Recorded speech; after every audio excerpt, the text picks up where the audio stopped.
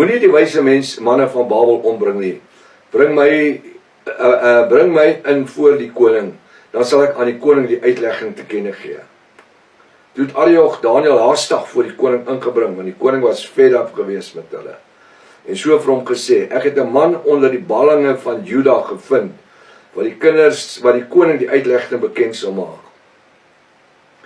Ek hou van 'n man en 'n vrou met 'n ruggraat, wat kan staan vir die waarheid, te midde van omstandighede en toestande, wat staan in die bonatuurlike waar. Die koning het geantwoord, vers 26. Koning antwoord en aan Daniel, wie sy naam Belsasar was, gesê, vir die jong mense, Belsasar is die naam wat hulle gegee het, die Babyloniese name. Is jy in staat om aan my die droom wat ek gesien het en sy uitleg bekend te maak? Daniel het in die teenwoordigheid van die koning geantwoord en gesê, die geheime waarna die koning vra, kan die wyse man, nou smeer hy eers bietjie die salf dik in, hè? Hy sê, die geheime waarna die koning vra, kan, ek wil amper sê, jou wyse manne, en jou besweerders en geleerders, en jou waarsêers, nie aan u die koning bekend gee nie. Maar daar is 'n God, nie God nie, daar is 'n Elohim, Jahwe Almagtig. Nou gebruik Daniel die geleentheid om Israel se skepper van hemel en aarde aan koning Nebukadnesar bekend te stel. En daar is 'n Elohim, Jahwe Almagtig in die hemel, wat geheime openbaar. En hy het koning Nebukadnesar bekend gemaak, wat aan die einde van die dae sal gebeur. Maak 'n nota by vers 28. Wat aan die einde van die dae sal gebeur. Hierdie gesig is so belangrik vir die einde van die dae. Wanneer is die einde van die dae? Ons lewe reeds in die einde van die dae.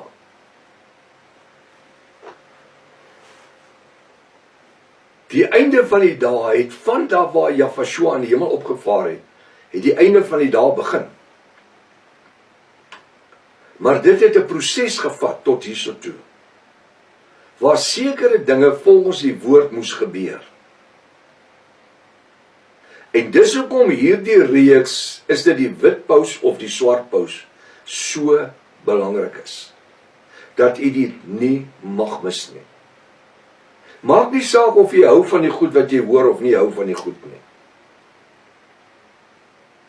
Ja, baie van hierdie goed, van hierdie inligting, sal heel waarskynlik verskil met u godsdienstige dogmatiek en jou kerklike teologie.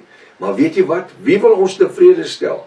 Die predikant, die pastoor, die priester, of wil ons Jahwe, dis Jesus Christus, tevrede stel? Hier's 'n geleentheid waar Vader my gebruik om vir u die woord te bring, soos dit geskryf staan. Want ek behoort aan geen kerk die laaste 28 jaar nie. Geen denominasie of organisasie nie. Was 'n pastoor my hele lewe lang. Maar ek gee vir u die woord, u studeer die woord, en as ek verkeerd is, help my asseblief reg. Moenie alleen hemel toe gaan nie, vat my saam. Ek wil ook hemel toe gaan. Nou, en hy het die koning Nebukadnesar bekend gemaak, wat aan die einde van die dae sal gebeur. Nou, wanneer is die einde van die dae? Kan u onthou, ons het gepraat vanaand toe ons begin het oor die eskatologie. Wat is eskatologie? Dit is die verlede, die hede, die toekoms. Nou skuif ons die hede reg terug na Nebukadnesar en waar Daniel voor hom staan. 2600 jaar. 2620 jaar. 2600 jaar. Skuif ons terug. Op daai stadium is die eskatologie, die hede, wat Daniel van gaan praat, in sy tyd, reg daar waar hy voor die koning staan in sy paleis. Daniel se verlede is wanneer Babylon, Nebukadnesar, Israel gevange geneem het. Dis die verlede, en die profete voor dit is die verlede. Maar Daniel se hede is 2600 jaar gelede. Hy staan in die paleis en hy is besig om te praat, en dan praat hy van die einde van die dae wat sal gebeur. Nou wat is die einde van die dae?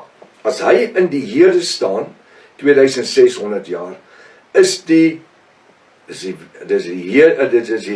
verlede, die Here, die einde van die dae is die toekoms.